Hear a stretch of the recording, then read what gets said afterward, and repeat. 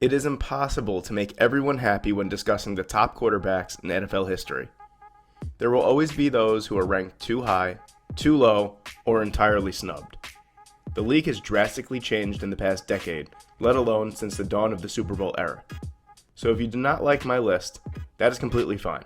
Everyone is entitled to their own opinion, and this list is entirely subjective. So let's talk about it. Let me know what you guys think in the comments below if you're watching, and if you're listening on any streaming platform, feel free to reach out. Now, let's get into this debauchery. First, let's start with some honorable mentions. My first honorable mention is Johnny Unitas. Unitas would be near the top of the list had he played a bigger bulk of his career in the Super Bowl era. Unitas was the first of the modern style of NFL quarterback. He is the reason we have the 2-minute drill. His 5 first-team All-Pro honors also provide clarity on his greatness. His accuracy was always a knock on him though, with a career 54.6 completion percentage. My next honorable mention is Otto Graham. Another name that didn't make the list simply because of when he played the game. He was the most prolific passer of his generation. He won 3 NFL championships and was voted a 7-time All-Pro. His 9.0 yards per attempt average for his career is a record that frankly may never be touched. My third honorable mention is Roger Staubach. His career was brief as he served 4 years in the military after attending the Naval Academy and took a tour in Vietnam. When he returned, he played 8 seasons and won 2 Super Bowls. Staubach could have had a top 5 argument if it weren't for his 4 years of service and concussion issues. He led the league in passer rating and adjusted net yards per pass attempt during his career. And my last honorable mention is John Elway. Elway was widely regarded as one of the most physically talented quarterbacks ever to play the game. However, despite his great physical attributes, it wasn't until the very end of his career that he won his championships. And those came off the back of Terrell Davis, largely. He had mobility, an impressive arm, and he also led the Broncos to 3 Super Bowls early on in his career. Let's get into the list. The first entry of this list at number 10 is Patrick Mahomes. I wonder how many people have lost already. Well, for those of you who are still remaining, Patrick Mahomes is the most talented quarterback I have ever seen. And there's only one person who might have a case for that claim, and we will get to him shortly. Let me be clear, the only reason Mahomes is only at number 10 right now is purely because of sample size. Not only does Mahomes pass the eye test with flying colors, he might be the most fun quarterback to watch ever, and his efficiency metrics are remarkable. In just 3 years as a starter, Mahomes has already made 2 Super Bowl appearances, won a Super Bowl MVP, is a 3-time Pro Bowler, has been named a first-team All-Pro, won an MVP, and has had a 50-touchdown and 5,000-yard season. There are quarterbacks that play for 15 seasons that can't even earn half of those accolades. If the whole league had a fantasy draft and your team had the first pick, you would take Patrick Mahomes. Anyone who says otherwise is just purely lying. Coming in at number 9 on this list, I have Brett Favre. Brett Favre is so low on this list because of his inconsistency throughout his career. For every good season he had a bad season. What made Favre so great was his gunslinger mentality, absolute cannon for an arm, and fearlessness to attempt any throw, which also made him so inconsistent. For every fantastic throw he had, there was a back-breaking interception that cost his team the game. Nevertheless, Favre had a tale of 2 halves to his career.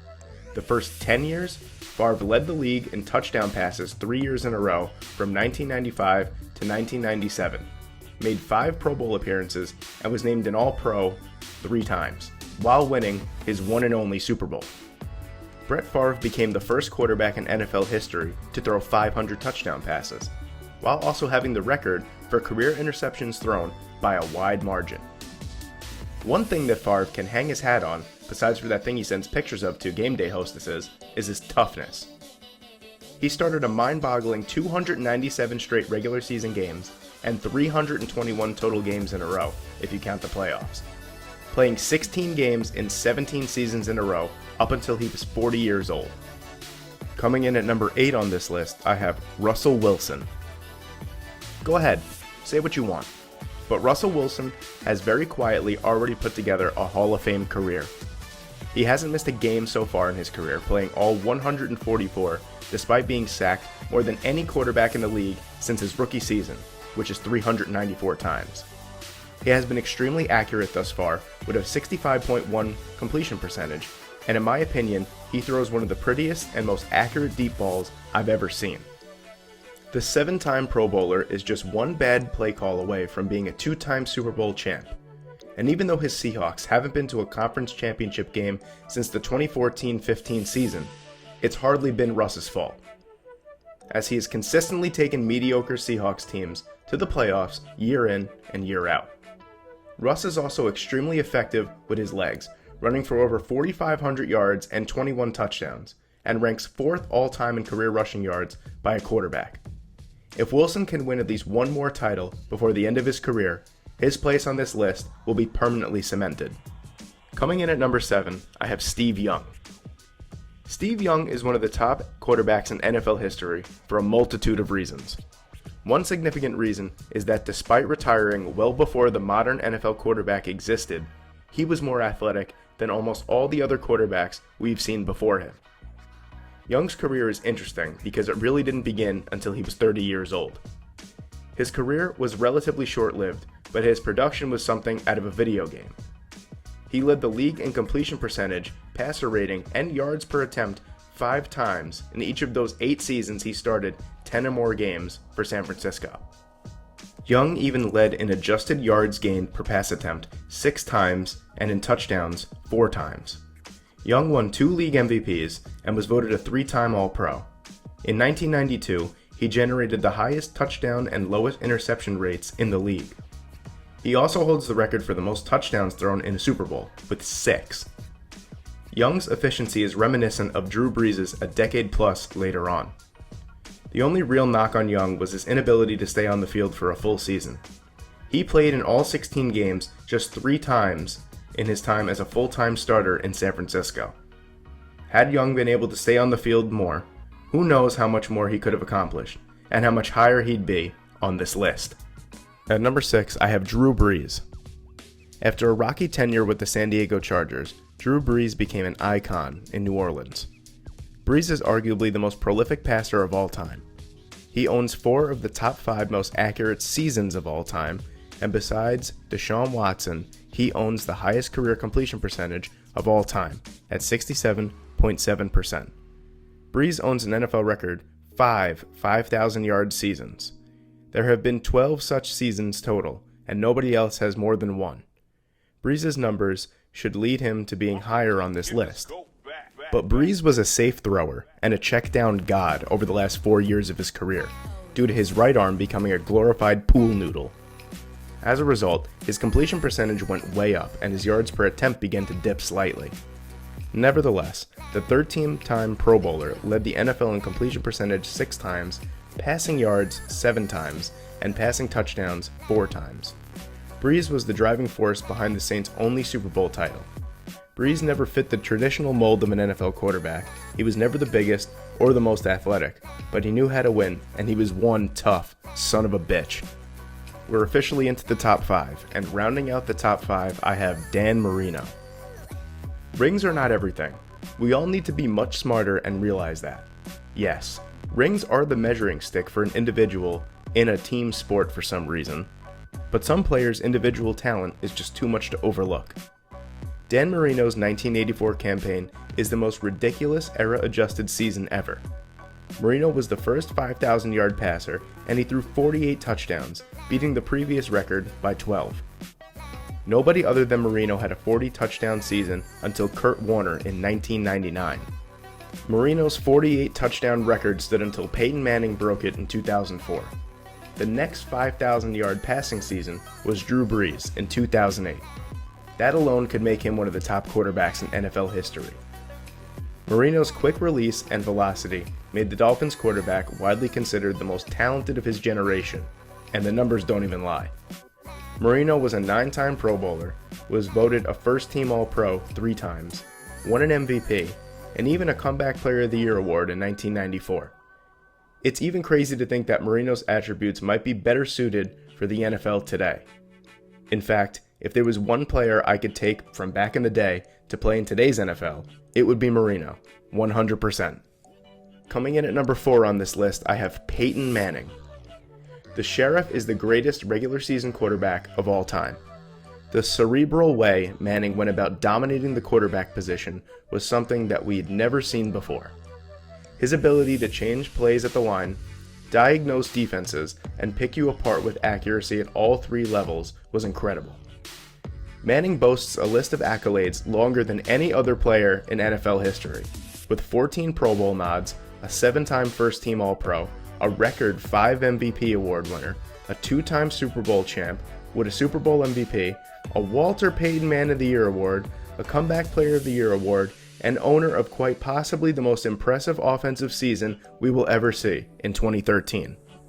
Manning never possessed the strongest arm, but he made up for it with incredible accuracy, having a completion percentage over 65 for 12 straight seasons, from 2002 to 2014.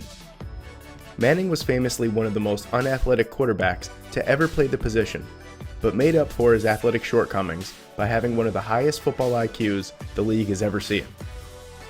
One of the most glaring knocks against Manning was his playoff success, especially in his Super Bowl winning seasons, where he combined for just 5 touchdowns and 8 interceptions in those seasons, being carried mostly by his defense in both runs.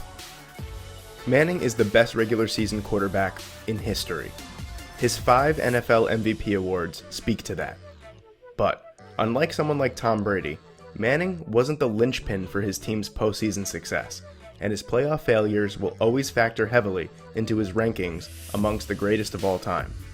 Nevertheless, Manning increased the burden of football IQ and film study irrevocably for all future passers. He also consistently made his offensive line's job easier by evading pressure. His efficiency and diagnosis ability helped him keep his sack numbers ridiculously low throughout his career, with just 303 in 17 seasons. Coming in at number 3 on this list, I have Joe Montana. Joe Montana possessed one of the most crucial traits for a great quarterback, the ability to keep calm and operate at a high level under pressure. With Joe Cool under center, his teams were never out of it. The comeback kid led the San Francisco 49ers to a 4-0 Super Bowl record with him at the helm. Yes, Montana won 4 Super Bowls and was a 3-time Super Bowl MVP, which often boosts his place in rankings like this. But his number 3 spot here is more than just his championships. When his team needed him most, he delivered. Tom Brady's postseason stats may be amazing, but Montana's are second to nobody. In the 49ers' 1988 and 1989 playoff runs, Montana threw for a combined 19 touchdowns to just 1 interception, as San Francisco won 2 consecutive Lombardi trophies. Montana's accuracy was his calling card, with a career 63.2 completion percentage, leading the league in that statistic 5 times, including a sparkling 1989 season, where he completed 70.2% of his passes. Montana never led the league in passing yards and was never considered a prolific passer, with no real reason to be, as those 49ers teams were some of the most complete we've ever seen.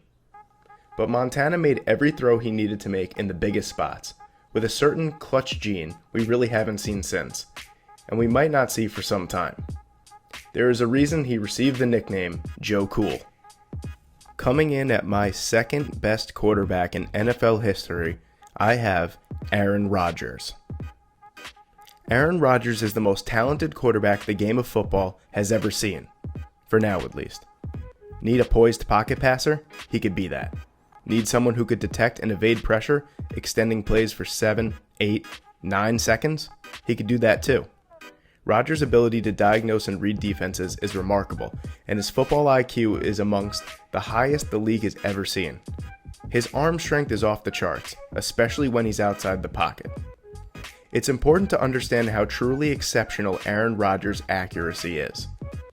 He currently owns a 412 to 89 touchdown to interception ratio, being the only quarterback in NFL history to hit the 300 and 400 passing touchdown mark with fewer than 100 interceptions. For reference, the other quarterbacks who reached the 300 passing touchdown milestone at that point in their career had an average of 171 interceptions. While at over 400 touchdowns thrown, Rodgers hasn't even hit 100, which is incomprehensible. Rodgers also has not thrown 10 plus interceptions in a season since 2010, while throwing 35 plus touchdowns in 5 seasons since then, and 45 or more twice. The argument against Rodgers in this position might be his playoff success, or lack thereof. While he does have a Super Bowl to his name, Rodgers' playoff record is a mere 11-9 and 1-4 in conference championship games, becoming the first quarterback in NFL history to lose 4 consecutive conference championship games. Not to sound like a Rodgers apologist, but judging by his numbers, it's hard to imagine the lack of playoff success is entirely his fault. In 20 games, he's thrown for over 5,400 yards, with 45 touchdowns to just 13 interceptions, with a 64.6 completion percentage. And in those 4 championship games with Rodgers, the Packers defense has given up an average of 35 points. Different eras and different career lengths leave a great deal up to the eye test, and it is undeniable that Rodgers might have the highest grade of any quarterback on this list, for now. And there is no shortage of people, from analysts to former players to coaches, who have said Rodgers is the best player they've ever seen at the position, and he's not done yet. And yeah, you guessed it, the greatest quarterback of all time is Tom Brady. Yeah, deal with it. There's no denying it at this point, folks. Brady was never the most physically gifted quarterback to grace the field. He famously put up one of the most unimpressive combine performances of all time and gave us this great photo. However, the old man turned it around and won a Super Bowl without legendary head coach Bill Belichick, which essentially ended the long-standing claim that Brady was always just a system quarterback. And yes, Brady's first 3 Super Bowl victories were led by the Patriots' tremendous defense and Adam Vinatieri. But Brady has played in more Super Bowls than he has missed while fully healthy. Just think about that for a second. That might be the most impressive stat in sports. That's almost laughable how crazy that is. It's difficult to envision a career so long with such consistent top-tier team success, but it seems like Brady just always finds a way. Brady's calling card will be his legendary longevity. Nobody in the history of the league has played at such a high level at such an advanced age. Brady will presumably end his career as the NFL's all-time leader in passing yards. He also will most likely be the first quarterback to throw for 600 touchdowns in a career. Additionally, the former Patriots great won an MVP award at 40 years old. And at age 30, he produced what was possibly the most impressive single passing season that we've ever seen. I could sit here and go on and on all day, and I fully expect that we will be arguing about this in the comments section forever. But 7 Super Bowl rings are straight up undeniable, not only as a quarterback, but as a leader as well. Thomas Edward Patrick Brady Jr. is the greatest quarterback of all time, plain and simple.